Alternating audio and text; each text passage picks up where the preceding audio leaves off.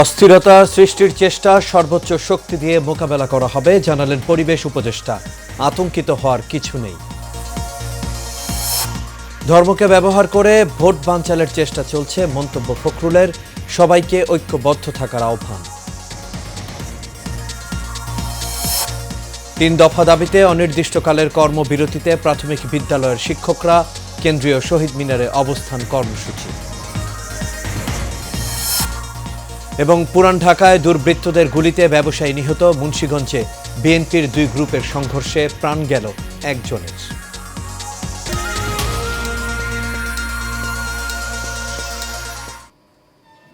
সবাইকে স্বাগত এশিয়ান নিউজে। দর্শক, পুরো সংবাদ জুড়ে আপনাদের সঙ্গে আছি আমি আনোয়ার রাজ। দর্শক, এতক্ষণ শুনছিলেন বিআরবি কেবল ইন্ডাস্ট্রিজ লিমিটেড সংবাদ শিরোনাম। এবার চলে যাচ্ছি পুরো খবরে। বাগেরহাটের 4টি আসন থেকে একটি কমিয়ে 3টি আসন করে নির্বাচন কমিশনের গেজেট অবৈধ ঘোষণা করেছেন হাইকোর্ট। একই সঙ্গে বাগেরহাটের 4টি সংসদীয় আসন বহাল করতে নির্দেশ দিয়েছেন আদালত। বিকেলে বিচারপতি শশাঙ্ক শেখর সরকার ও বিচারপতি KM জাহিদ সারোয়ার কাজলের হাইকোর্ট বেঞ্চ এই রায় ঘোষণা করেন। গত 16 সেপ্টেম্বর বাগেরহাটে 4টি সংসদীয় আসন বহাল রাখতে কেন নির্দেশনা দেয়া হবে না এবং নির্বাচন কমিশনের প্রকাশিত গেজেটে আসন সংখ্যা 4 থেকে 3-এ কমানোর সিদ্ধান্ত কেন অবৈধ ঘোষণা করা হবে না তা জানতে চেয়ে রুল জারি করেন হাইকোর্ট। এর আগে গত 30 জুলাই নির্বাচন কমিশন প্রাথমিকভাবে বাগেরহাটের আসন 3টি করার প্রস্তাব দেয়। নির্বাচনকে সামনে রেখে পতিত সরকার বা কোনো অশুভ শক্তি অস্থিরতা সৃষ্টির চেষ্টা করলে সরকার সর্বোচ্চটুকু দিয়ে তা নিয়ন্ত্রণের চেষ্টা করবে বলে জানিয়েছেন পরিবেশ, বন ও জলবায়ু পরিবর্তন উপদেষ্টা সৈয়দা রিজওয়ানা হাসান। বলেন, সুষ্ঠু নির্বাচনের দিকে হাঁটছে সরকার। সচিবালয়ে নিজ দপ্তরে সাংবাদিকদের সঙ্গে আলাপকালে বিভিন্ন প্রশ্নের জবাবে উপদেষ্টা এসব কথা বলেন। এ সময় উপদেষ্টা আরও জানান, গণভোট ও জুলাই সনদ বিষয়ে এখন কোনো রাজনৈতিক দলকে ডাকা হবে এমন কোনো সিদ্ধান্ত নেয়নি সরকার। সিদ্ধান্ত নেয়ার জন্যই সরকার গঠন করা হয়েছে। এছাড়া নির্বাচনকে ঘিরে অস্থির পরিস্থিতি সৃষ্টি করার জন্য কিছু চেষ্টা চলছে জানিয়ে দেশবাসী আতঙ্কিত না হওয়ার আহ্বান জানান রিজওয়ানা হাসান। এখানে নানানভাবে পানি ঘোলা করার চেষ্টা করা হচ্ছিল, সেইটা এখন দেশের মানুষের কাছে স্পষ্ট যে অন্তর্বর্তী সরকার নির্বাচনের পথে সুদৃঢ়ভাবে হাঁটছে। এখন এই নির্বাচনকে ঘিরে কিছু কিছু ন্যস্ত স্বার্থ তো রয়েই গেছে, সেই পতিত সরকারি বলেন বা অন্য কোনো অশুভ শক্তি। তো আমাদেরকে সরকার হিসাবে যখনই এমন অস্থিরতা সৃষ্টি করার চেষ্টা করা হবে তখনই আমরা আমাদের সর্বোচ্চটুকুন দিয়ে সেই অস্থিরতাটা নিয়ন্ত্রণের চেষ্টা করব। ধর্মকে ব্যবহার করে একটি চক্র ভেদাভেদ সৃষ্টি করছে, নির্বাচন বানচালের চেষ্টা করছে, এমন মন্তব্য করেছেন বিএনপির মহাসচিব মির্জা ফখরুল ইসলাম আলমগীর। সোমবার সকালে ঠাকুরগাঁয়ে মুক্তিযোদ্ধা ও তাদের সন্তানদের সাথে মতবিনিময় সভায় যোগ দিয়ে মির্জা ফখরুল এসব কথা বলেন। এ সময় তিনি আরও বলেন, একটি পক্ষ মুক্তিযুদ্ধের চেতনা বানচালের চেষ্টা করছে, 71-এর ত্যাগের কথা ভুলিয়ে দেওয়ার চেষ্টা চলছে। বিস্তারিত মণ্ডল এনামের রিপোর্টে। সোমবার সকালে ঠাকুরগাঁয়ে বীর মুক্তিযোদ্ধা ও মুক্তিযোদ্ধা সন্তানদের নিয়ে এই মতবিনিময় অনুষ্ঠানের আয়োজন করেন স্থানীয় বিএনপি। অনুষ্ঠানে প্রধান অতিথি হিসাবে উপস্থিত ছিলেন দলের মহাসচিব মির্জা ফখরুল ইসলাম আলমগীর। অনুষ্ঠানে মির্জা ফখরুল বলেন, 24-এর গণ অভ্যুত্থানে বিএনপির অংশগ্রহণ একটি চক্র ভুলিয়ে দিতে চাইছে। একটি মহল যারা 1971 সালে পাকিস্তান হানাদার বাহিনীর সঙ্গে যোগ সাজস করে এই দেশের মুক্তিযোদ্ধাদের হত্যা করেছিল, তার পরিবারদের হত্যা করেছিল, তাদের মেয়েদেরকে তুলে দিয়েছিল খান বাহিনীর হাতে, তাদের সঙ্গে এই দেশের মানুষ আপোষ করতে পারে নাকি ভাই? করে কইবা হবে তো, মুক্তিযুদ্ধ করতে হবে তো। আমরা এই দেশের মানুষ, আমরা লড়াই করেছি, সংগ্রাম করেছি, যুদ্ধ করেছি, করে আমরা 71 সালে আমাদের দেশকে স্বাধীন করেছি। একটি মহল নির্বাচনকেও পিছিয়ে দেওয়ার পায়তারা করছে বলে অভিযোগ করেন বিএনপির মহাসচিব। কারণ এখন একটা নির্বাচিত সরকার খুব দরকার, এই সরকারটা এখন তাড়াতাড়ি নির্বাচন করবে আমরা চাই। সকল ষড়যন্ত্র পিছনে ফেলে ঘোষিত সময়ে জাতীয় নির্বাচন আয়োজনে সরকারের প্রতি আহ্বান জানান মির্জা ফখরুল ইসলাম আলমগীর। আর কোন কাল বিলম্ব না করে নির্বাচন তফসিল ঘোষণার ব্যবস্থা করবেন, দেশে একটি নির্বাচিত সরকার প্রতিষ্ঠা করুন, এটাই হচ্ছে আমাদের চাওয়া। মন্ডলের নাম, এশিয়ান টেলিভিশন, ঢাকা।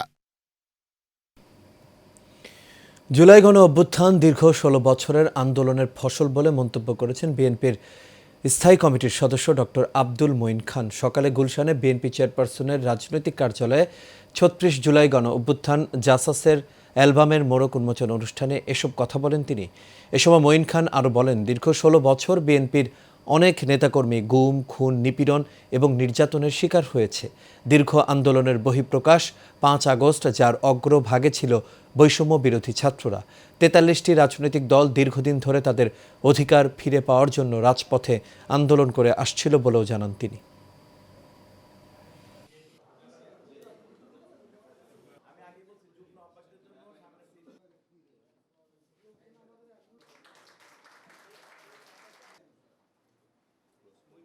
আমাদের ভারপ্রাপ্ত চেয়ারম্যান যিনি এই আন্দোলনটি পুরোপুরি তিনি আমাদের নেতৃত্ব দিয়েছিলেন, যার দিক নির্দেশনায় আমি বলবো আমরা এই আন্দোলনে সম্পৃক্ত হয়েছি এবং আমি এক অর্থে বলবো যে আমরা সফল হয়েছি। এই আন্দোলনকে যদি কেউ ছাত্রদের হাতে কেন্দ্রীভূত করে দিতে চান, আমি সেটা নিষেধ করবো না, কিন্তু আমি বিনীতভাবে বলবো সেটা হয়তো সঠিক বিশ্লেষণ নাও।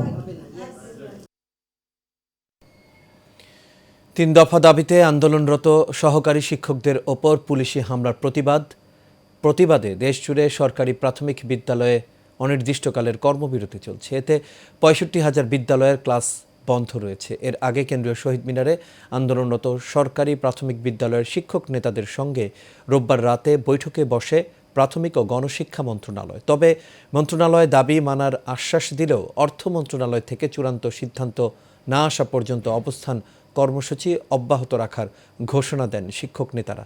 এদিকে কোমলমতি শিক্ষার্থীরা বিদ্যালয়ে এলেও পাঠদান বন্ধ থাকায় বাধ্য হয়ে ক্লাস না করেই ফিরে যেতে হয়েছে শিশু শিক্ষার্থীদের। আগামী ১ ডিসেম্বর থেকে বিদ্যালয়ে বার্ষিক পরীক্ষা অনুষ্ঠিত হওয়ার কথা, সেই হিসেবে মাত্র ৩ সপ্তাহ বাকি আছে পরীক্ষার। এমন সময়ে শিক্ষকরা দাবি দাওয়া নিয়ে মাঠে নামায় এবং সৃষ্ট পরিস্থিতিতে ক্লাস পরীক্ষা নিয়ে শঙ্কায় পড়েছেন অভিভাবকরা। রাজধানী ঢাকা ন্যাশনাল মেডিকেল কলেজের সামনে দুর্বৃত্তদের গুলিতে এক ব্যক্তি নিহত হয়েছেন। কলেজের সামনে ফাঁকা এলাকা থেকে দুর্বৃত্তরা গুলি চালিয়ে দ্রুত পালিয়ে যায়। নিহত ওই ব্যক্তির নাম তারিক সাইফ মামুন। তিনি পেশায় একজন ব্যবসায়ী। সিসিটিভি ফুটেজে দেখা যায় সকাল 11টার দিকে ঢাকা ন্যাশনাল মেডিকেল কলেজের সামনে রাস্তা দিয়ে বের হয়ে যাচ্ছেন মামুন। কিছুক্ষণ পরেই মাস্ক ও ক্যাপ পরা দুজন দুর্বৃত্ত তাকে উদ্দেশ্য করে বেশ কয়েক রাউন্ড গুলি ছোড়ে। প্রধান সড়ক থেকে দৌড়ে পালানোর চেষ্টা করেও রেহাই পাননি মামুন। স্থানীয়রা তাকে প্রথমে ঢাকা ন্যাশনাল মেডিকেল কলেজ এবং পরে ডামেকে নিয়ে গেলে চিকিৎসকরা তাকে মৃত ঘোষণা করেন।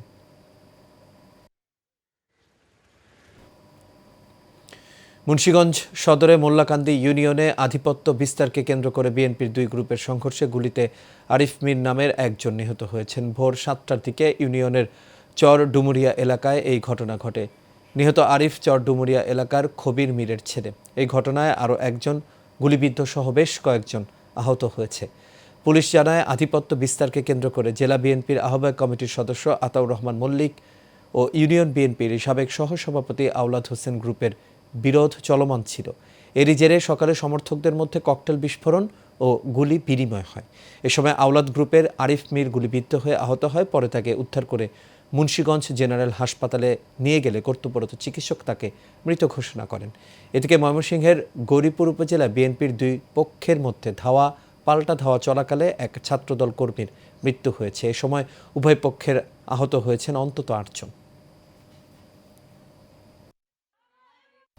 কিশোরগঞ্জ 2 আসনে বিএনপি মনোনীত প্রার্থী জালাল উদ্দিনের মনোনয়ন বাতিলের দাবিতে সংবাদ সম্মেলন অনুষ্ঠিত হয়েছে। দুপুরে ঢাকা রিপোর্টার্স ইউনিটির সাগররণী মিলনায়তনে এই সংবাদ সম্মেলন করেন মনোনয়ন প্রত্যাশী বিএনপির নেতা সাংবাদিক আসহান হাবিব বরুণ। এ সময় তিনি অভিযোগ করেন, মনোনয়নপ্রাপ্ত জালাল উদ্দিন 21শে আগস্টে গ্রেনেড হামলা মামলার তদন্ত কর্মকর্তা আওয়ামী দোসর আব্দুল কাহার আকন্দের ঘনিষ্ঠজন।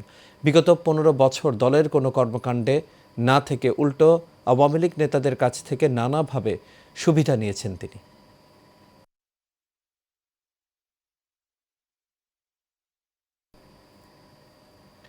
এমপিওভুক্ত শিক্ষা প্রতিষ্ঠানের কর্মচারীরা শতভাগ উৎসব ভাতাসহ 8 দফা দাবি জানিয়ে জাতীয় প্রেস ক্লাবে সংবাদ সম্মেলন করে বাংলাদেশ শিক্ষা প্রতিষ্ঠান কর্মচারী জাতীয় ঐক্য পরিষদ। পরিষদের প্রধান সমন্বয়কারী মোহাম্মদ আজিজুল হক রাজার সভাপতিত্ব এবং সদস্য সচিব মোহাম্মদ হাবিবুর রহমানের লিখিত বক্তব্য উপস্থাপন করেন। বক্তব্যে তিনি জানান, উৎসব ভাতার দাবিতে কর্মচারীদের দীর্ঘ আন্দোলন সংগ্রামের ফলে 2004 সালে তৎকালীন জোট সরকারের প্রধানমন্ত্রী বেগম খালেদা জিয়া কর্মচারীদের 50% উৎসব ভাতা প্রদান করেছিলেন। কিন্তু হঠাৎ গত ঈদের পূর্বে সরকার শুধু শিক্ষকদের 25% উৎসব ভাতা বৃদ্ধি করে উৎসব ভাতা প্রদান করলেও কর্মচারীদের কোনো উৎসব ভাতা বৃদ্ধি করেনি। ফলে সারা দেশে কর্মচারীদের মাঝে তীব্র ক্ষোভের সৃষ্টি হয়।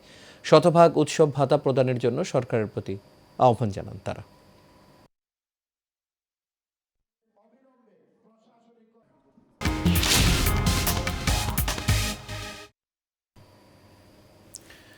এবার আন্তর্জাতিক প্রসঙ্গ।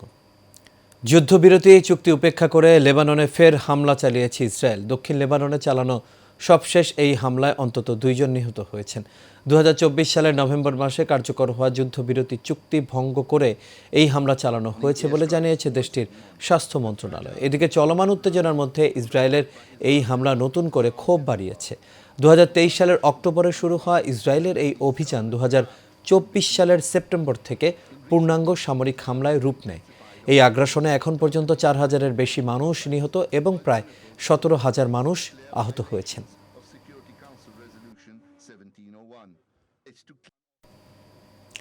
দেশের বাইরের আরও খবর। ফিলিপাইনে আঘাত হেনেছে সুপার টাইফুন ফাংওয়াং।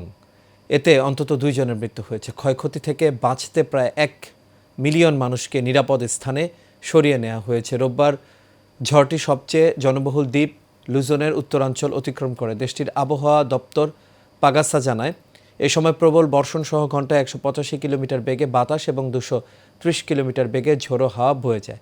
আবহাওয়া দপ্তরের তথ্যমতে চলতি বছরে এটি 21তম টাইফুন যেটি ফিলিপাইনে আঘাত হানল।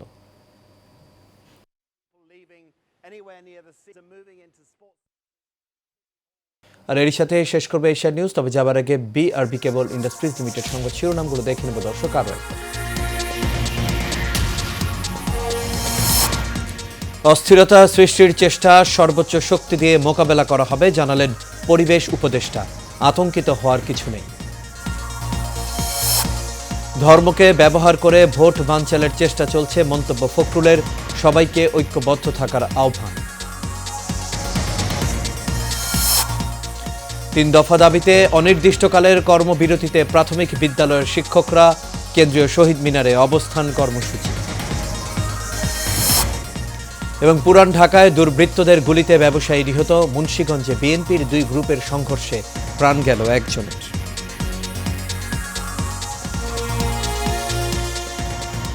দর্শক, এই ছিল আমাদের এখনকার আয়োজনে। আমাদের পরবর্তী সংবাদ দেখার আমন্ত্রণ রইল। এতক্ষণ সাথে থাকার জন্য সবাইকে ধন্যবাদ।